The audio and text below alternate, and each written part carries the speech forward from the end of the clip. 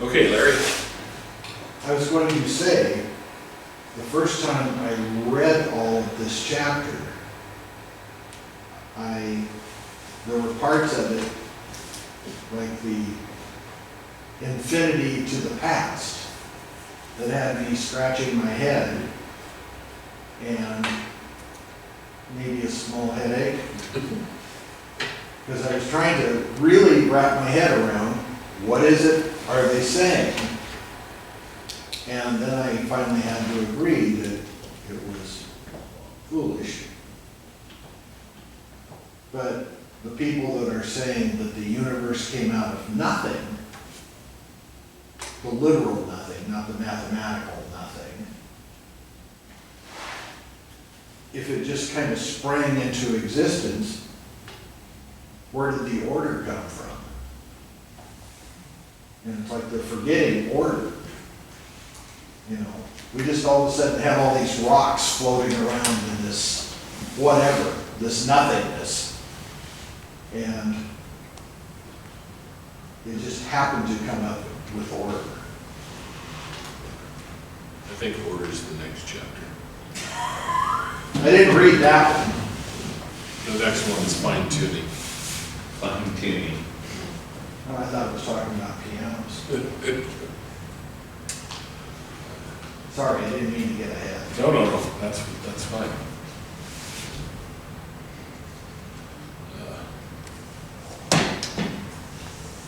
Lots of challenging things to think about in this chapter. If the last chapter didn't challenge you, certainly I think this one will challenge you. But on another level, I will set aside the challenges for now. Think about, this is a super simple three-premise argument that can be memorized. Whatever began to exist as a cause, the universe began to exist, therefore the universe has a cause.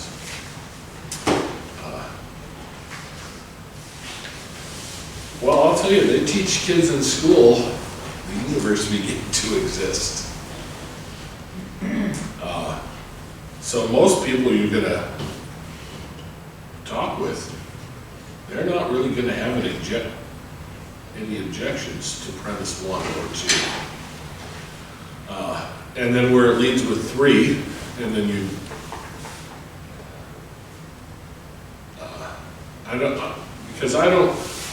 you may, there are some very intelligent people, and hopefully you've come across some of those people, but I don't think most people are going to be able to debate infinite, right? An actual infinite, theoretical infinite, mathematical infinite, or not that we shouldn't pay attention to those, but to me the beauty of this is it's such a simple argument that we can use what secular education is teaching people, and has taught people for a while, to show the existence of God.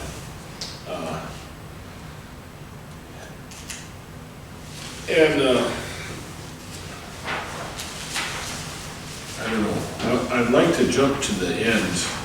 We should or not, bless you.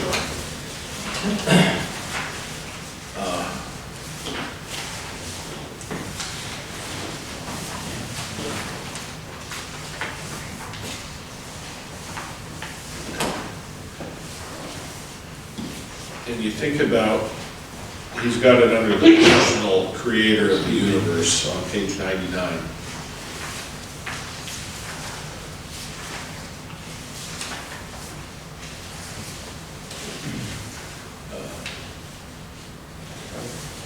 The cause of the universe must therefore be a transcendent cause beyond the universe. Okay. So, transcendent, outside of. The cause must be itself uncaused, because we've seen that an infinite series of causes is impossible. So, self-existing. It's therefore the uncaused first cause. It must transcend space and time, since it created space and time. And So when we begin to think about our universe and God, you can see here how creation testifies, right, about God. And to me, this is some of the best stuff, I think, because this is what you need to follow up. Therefore, right, we have our three premises, therefore the universe began to exist. What do we know about the universe? Well, it's bound by space and time. See, and while this part is not at the end of that argument, this is actually where you need to go. This is where you go with that argument. Well, we know the universe is bound by space and time, so the cause of the universe has to be outside of space and time. The universe is material, physical, so the cause must be immaterial, spiritual, non-physical. And then you talk about the power, right? How much power must this cause have in order to bring about a universe that's full of this much power?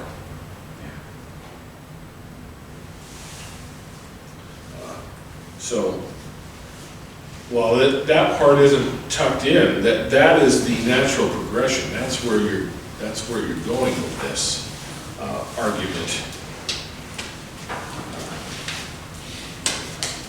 Now, there's something I want to talk about next week when Cody's back, which is back there in the conclusion too. It's an interesting statement he makes, but we're not going to talk about that this week, about God and time.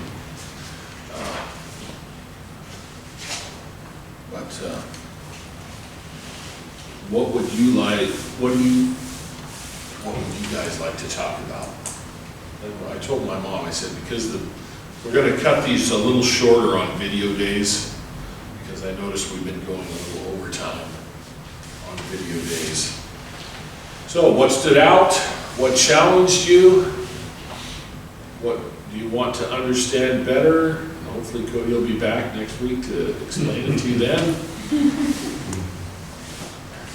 I'll let you explain. What? No, I just pass it off. I'm a good leader. I just shuffle it down. Well, I thought this was a lot better chapter than the last one. I did too. I felt like I understood this a lot better than I did the last Yeah, I really liked the balloon thing. That made a lot of sense. And I seem to, when I start out, at even chapter 3, when he has the premise and the three premises, and then he had three things this time, they seem simple, and then you start reading, it kind of gets really complicated, and it's not, it's kind of like salvation for an unsaved person. They can't imagine that it's so simple. And it does start out feeling really simple. I mean, I read those three things, and I was like, yeah, this isn't bad, I got it. And then you start reading, or you start listening to the video, and you're like, wait a minute, there's a lot more to this than I could even imagine. But this was a better chapter, very much so. He had some really good examples, so. Yeah, I really liked that the universe cannot have created itself because it would have had to have been there already to create itself. That totally made sense to me. Are we ever going to meet anybody that's going to understand any of this when we try to say it? That's a quality question, Bob. I don't know anybody I'd be talking to that would be giving me arguments back and forth. I Yeah. just want to state the obvious. They might be agnostic, but they're not going to be atheists. After you've explained it in any of these terms. But I don't know that I would ever get anybody to argue back. When you get to the end and look at these arguments that the con side's supposed to be saying, I don't know that they'd be into saying anything like that. somebody might seize on one little aspect. Yeah, Yes. Say, And- that's what I believe. So You can't change my mind. Yeah, so you might have some talking points at that point, but I don't think anybody that we're going to run into outside the university that is going to have all of these objections. I don't Is- think so. the people that he's debated, is that where they're coming from, is the universities? I mean, it sounds like there's some Sure. pretty Yeah, smart people other than they don't believe in God. Scientists and other people that, Yes, yeah. you know, are atheists. In fact, my collection of debates of his just arrived yesterday. Because I promised we'd watch at least one. Yeah, I'd like to see one.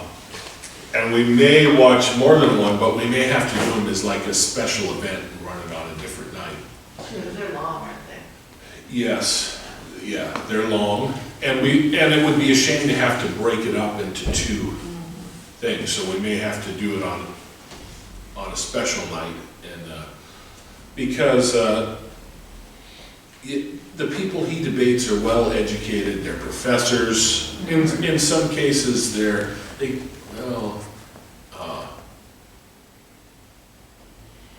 Bishop Spong, is he a professor, or is he just a? Well, he has been, I don't know. Yeah, I don't know if he still is or not, because he actually debates, I use the term bishop loosely in this case. Even though we might not, They debate the resurrection, so. even though we might not be able to use all this stuff, I will say one thing, and Wally alluded to it last week. I just shake my head and go, why in the world does God mess with us? What he's so, I mean, I used to think the universe is huge. Well, obviously, God is bigger than that. God is everywhere, all the time. There's nothing he doesn't see, and he's yeah, and he's messing with us. I mean, he loves us. It's just, What's the point here? yeah. What are you doing, God? It's outside space and time. Yeah. Well, I think this, for me, so far, this has helped me, We'll debate that next week.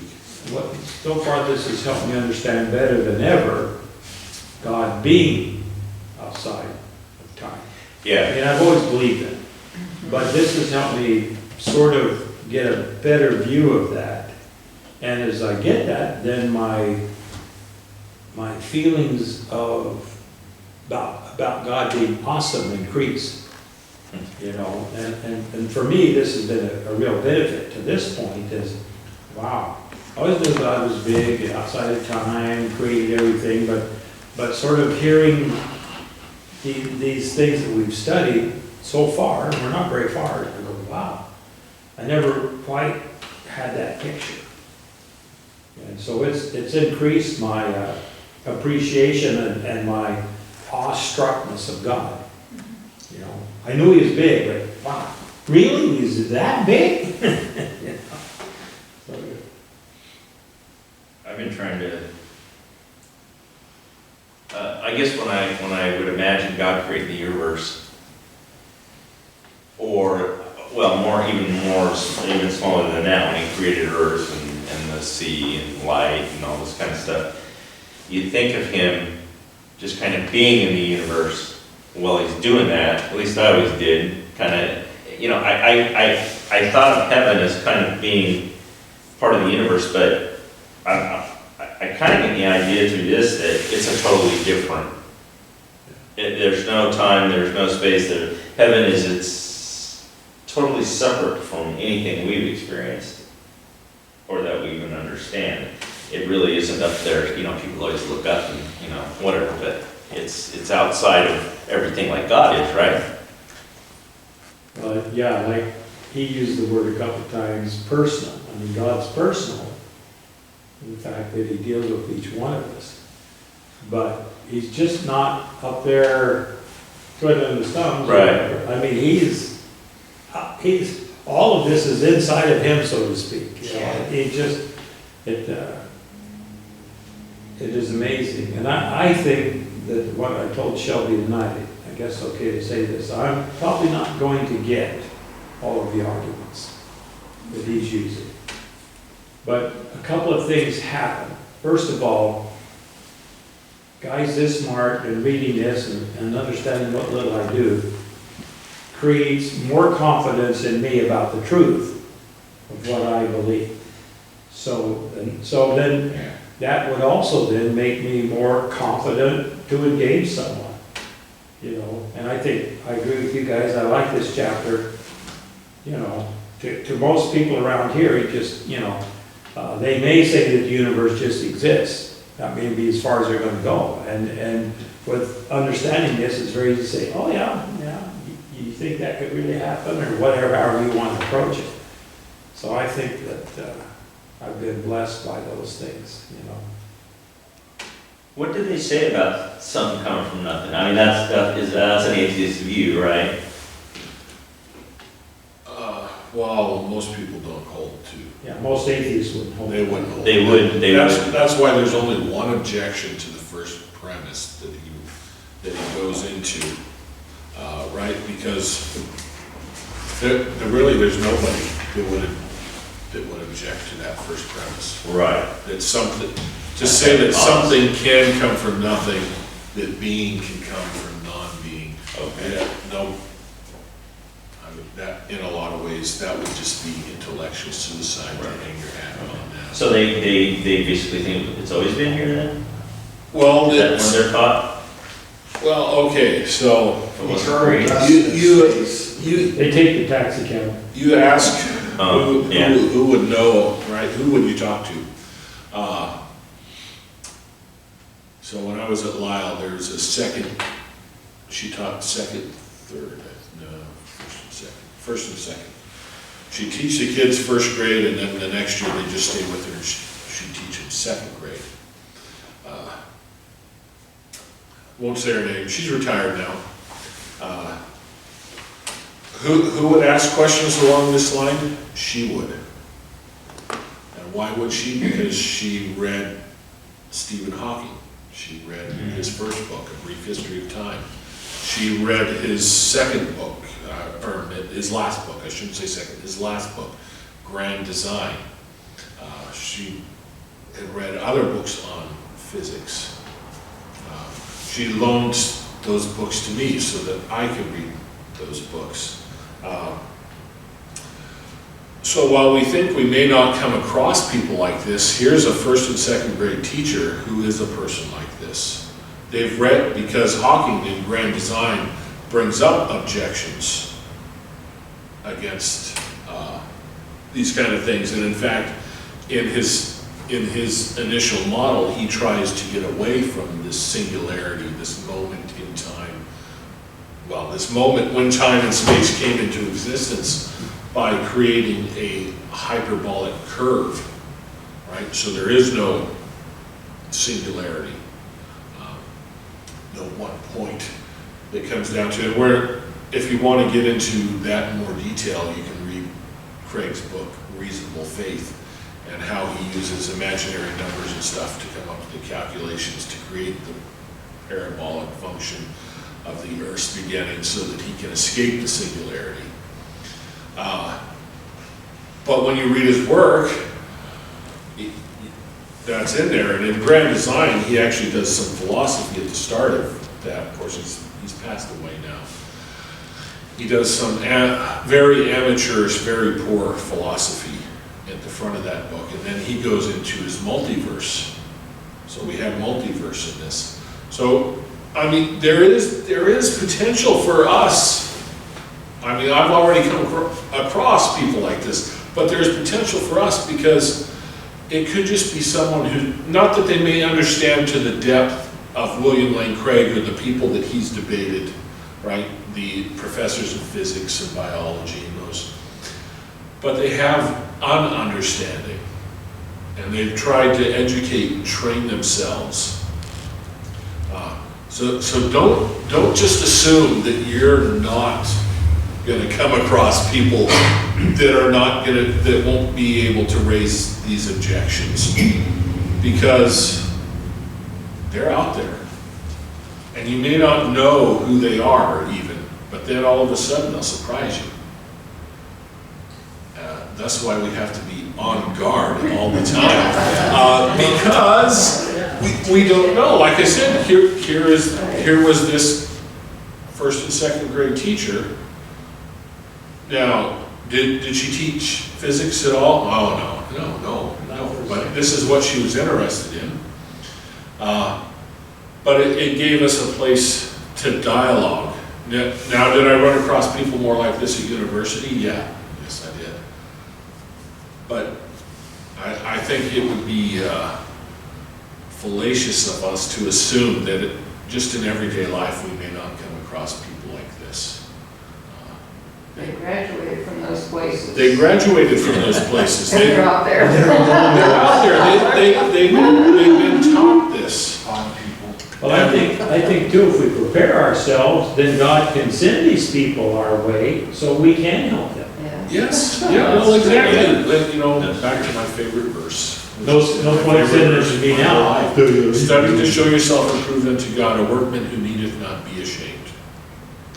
So right now what we're doing is we're studying so that when people have objections,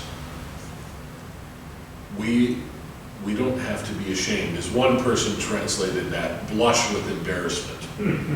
We don't need to be people who blush with embarrassment because we're not trained. Now, does that mean it may stretch our brain, give us a headache as we build new neurons and connections in our brain? Yeah, it may well. We need to pray that God would give us the correct words, or the exact words that these people need to hear. Yeah. And have that, be armed with that to begin with, and the prayer that God would, if he's going to send these people, you've got to send something through here, my brain, Well, if you to had it, actually counter. yeah, if you had it in you, Yeah, then the Holy if you have Spirit it can in you, use it. then they can But use if you it, don't 'cause it's have it something in that you, put up here. the Holy Spirit's not at some going to point. fit. Yeah. My problem is, I don't recall. Yeah. I If think you that's put it what in, the the Holy Holy Spirit Spirit. Dyslexia Spirit it does not allow me to retain that unless I've just gone through it and gone through it and gone through it to the point where it's just second nature to me. But if you And so I sow the have to seed, study and study and study, and this just boggles my mind a lot of the time, and I have to go through it at least twice just to get it. Yeah. And then does it stick with me because I get to another chapter Well, and and I that's- we're moving can't on. recall this book. I won't ever recall. you don't have to get it. But could you put it in, the Holy Spirit will Could you come. recall this the first time you Yeah, went so through it? that's the reason why I would pray Yeah. desperately that he send me the people that I can deal with and send me the words to say Yeah, well, that's a good that prayer. might touch their hearts to the point where they at least would think about what I've said and be brought back to that. And then if we were to meet again, or if somebody else were to add to that whatever's been said. And I think that's how it works, Yep. because it can use each one of us, regardless of what our strengths or weaknesses are. Yeah, well, absolutely. So that's what I have to believe that would happen with me if I came across somebody like that. Well, and here's the, I mean, I go back and read my book again. well, exactly, The answer and next week. you've got the book. And in some ways, that's why the maps at the end of the chapters are so good. Okay, I may not understand everything that happened in the chapter. Yeah, but here's Hilbert's the Hotel arguments that they would come up with. I'm still not sure. I read that at least twice. I'm not in the hotel yet. I'm still not sure that I do see the absurdity of it, though. Oh, I yeah. do see the absurdity, but I'm not sure I fully understand that whole hotel thing. Well, if something was, I don't have to understand it in detail, I just have to be able to show how absurd it is, right? Putting it out there so that there'd be empty rooms coming along. Yes. Because they come from the other end, ultimately, don't they? The infinite part. if something was infinite, wouldn't it take up everything? Yeah, just I keep mean, going and going and going. Well, it would fill up everything, we wouldn't have any place to live. I mean, if something's infinite, You right? don't have a Well, room. not necessarily, yeah. But you see, I mean, you begin to see the absurdity of it, right? If there's an infinite number of rooms and they're full of an infinite number of people, but an infinite number of people showed up. And Yeah, then that's suddenly you true. have an infinite number of rooms to put those infinite number of people in because you've moved all your guests to, Odd right? numbers. Yeah, you see how theoretical on paper, Even though, Ideas break even though I don't down. understand it, I see how. yeah, and that's why I think at the back, sort of the map. Does it Right. take time That's to get to simple. that infinite? Why didn't they put them in the infinite rooms already? Well, I'm not going to that hotel. I don't Why didn't he give the want guest to start with if he already did has an infinite number of rooms? It's already put this. But it's, I have to admit, I tried doing a Venn diagram in the hotel. And it didn't work. No, it wouldn't work. You No. have to keep track of where things became, which rooms Yeah. became empty. Oh, yeah, Put that's all why these you in say their numbers, They have so one big- you will go to no this. wonder you didn't feel good today. Doesn't the universe go on forever? And if it doesn't, what's on the other side? I mean, Well, the That's universe doesn't go on eternity, isn't forever. it? The universe was destroyed when Jesus got to that, right? So there, right Yeah, now, but right now, It says- I'm saying right now, right now, there is a boundary to the universe. to our To universe, space-time, because it's expanding. There's no boundary. well, to our universe, Well, to our galaxy. I Yeah, guess. we're in a galaxy, which is the button on the balloon, it doesn't move. right? But the But balloon's space-time, Expanding. that keeps Yes. expanding, so our universe keeps expanding, which is what is gonna result in heat death. You'll notice actually how little heat there actually is in heat death, because energy is used up, so to speak. It's not really used up, but There's not enough of it.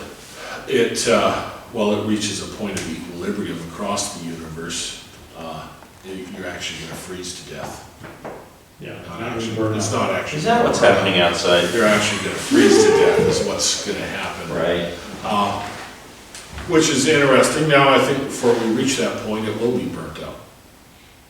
Because that's what the scripture says. Yeah. So there actually will be a heat death, but Not for us. different than science says. But, so next week, I'm looking at the time here,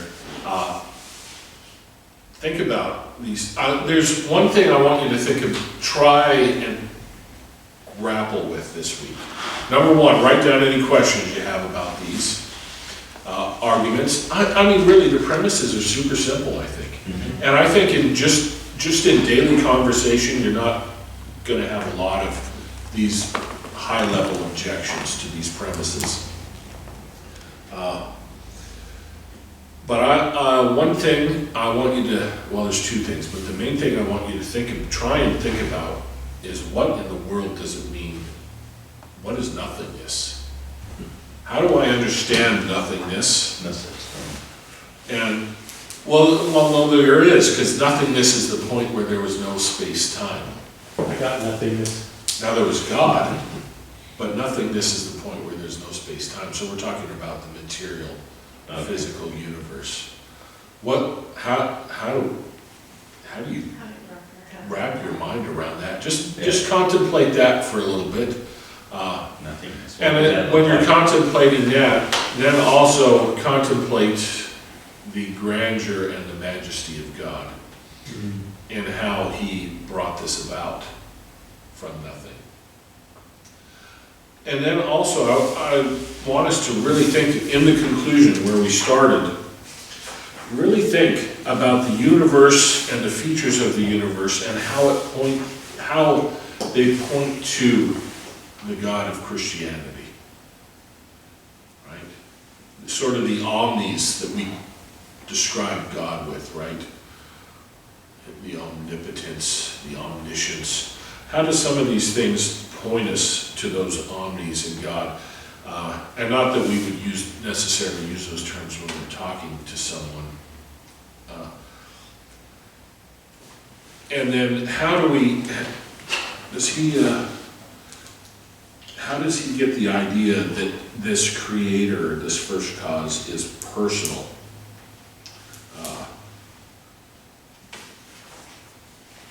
And I don't know if he says that in here or not, but he does say it in the book. It says on the video too.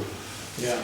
You know, well, he says that he is, but he gives an explanation for why he is, and I think it's back a chapter, why he states that the Creator is personal. And it's a very good reason, and it doesn't have anything to do with the fact that he created people. Now, that might actually show even better that he's personal, but what shows he's personal? And I think it's back in the conclusion of the chapter before, but I already think about that, yeah. Because the reality is even if we remembered every single one of these premises and the rebuttals that can be thrown up and the answers that we have for those rebuttals, if we're not bringing people to the real conclusion, which is the Creator, then really we've failed or our task, yeah.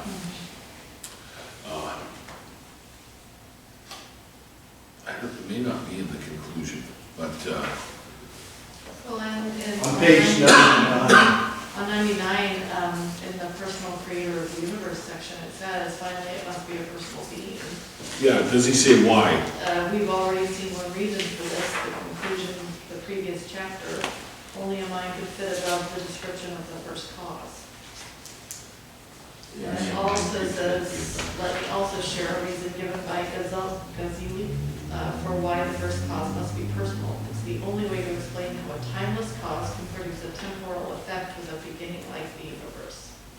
So I don't know if that's what you were doing. Now explain that. I think it was in the last chapter, and yeah, he says it's in the conclusion. yeah, but in the last chapter, he says, he distinctly says that the Creator is personal because he willed or he chose to create. And that's what makes that's pretty profound when you stop and think about that. But I mean, to me, I like this argument. I think the other one is good too, and the more I think about the first one, the more I like it. But remember, the other one, the first one sets up, actually, it sets up the mind, right? Timeless, spaceless, immaterial. And that's really what that first argument from chapter 3 was about. And then this one sets up the cause of the universe, which is back to what the first argument set up, the timeless, spaceless, immaterial, personal, creator. But no, this argument I think is really good, right? Anything that began to exist had a cause, the universe began to exist, therefore the universe had a cause, no matter how they try to escape it. And the thing that one of the other things that I really like about this argument is for Christians, doesn't matter if you believe if the old earth or young earth theory. The universe began to exist, old earth or young earth. And it allows Christians who believe in a young earth to dialogue with unbelievers who believe in an old earth. And that is powerful. You may not believe, like they stated in here, that the universe is 13.4 billion years old. You don't actually have to believe that to be saved. And you don't have to believe it's only 12,000 years old to be saved. Because it doesn't matter. Because it doesn't matter. But the beauty of this argument is that it allows us a way to dialogue no matter what we personally believe with unbelievers. And I think that's really important because we can get hung up on peripheral issues Easily. very easily. And it can really hinder our witness if we let those. Doesn't matter whether it's 2 billion years old or No, it doesn't matter. $1,000. Doesn't matter. And that's the thing, that if we are having a discussion like this, we have to remember, don't get led off on rabbit trails. Stick to what you're trying to get at, the very important truth of these things. And rabbit trails just lead you to a place where you don't have an explanation, and then you're Exactly. stuck.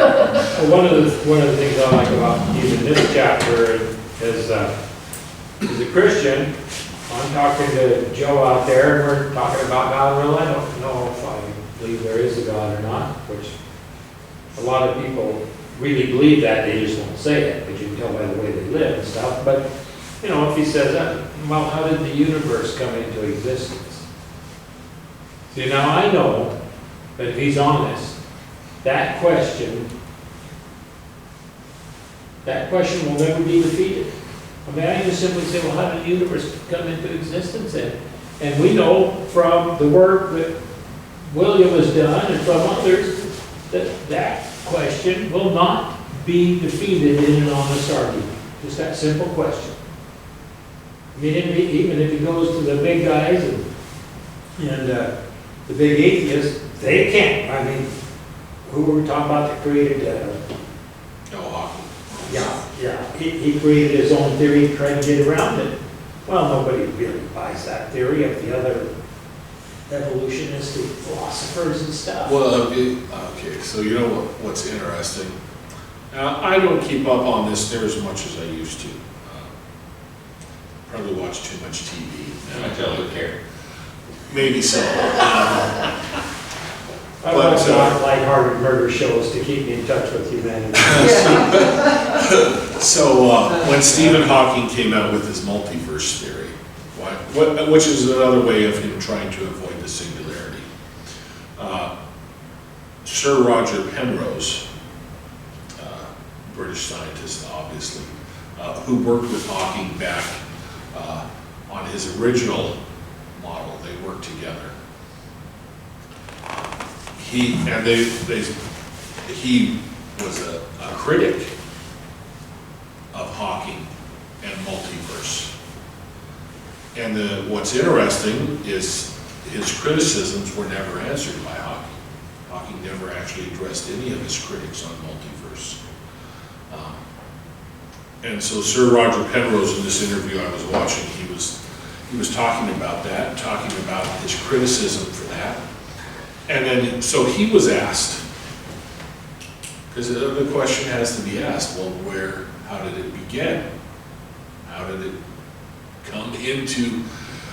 So his theory, when I was watching, well, somewhere around heat death, there's still all of this matter. Maybe somewhere at that point, somehow something happens, and a new Big Bang takes place. Well, no, because there's something there, right? There's this dead universe. Yeah. And somehow, but see, I didn't say he was a Christian. I just said. Basically, it's reincarnation of the universe. Yeah, basically, yes.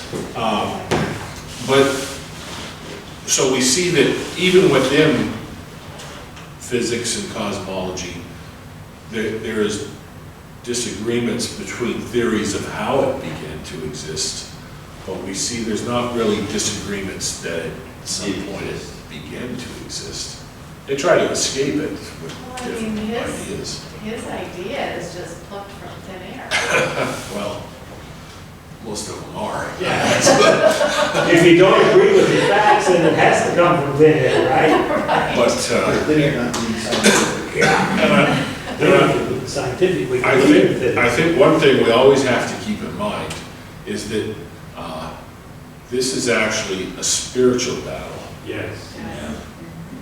We're using language, we're going to use mathematics, philosophy, science, physics, the branches of science. But when it comes down to it, this is a spiritual battle. Why your idea of praying, Eileen, is so good. That's You why. need to pray. That's why. It's a spiritual battle. And these guys are trying to come up with these theories to escape the truth. Yeah. They're, They don't want to believe in him and they don't want to obey him, and therefore they can do whatever they want. and so they come up with these interesting theories because of the spiritual battle within them.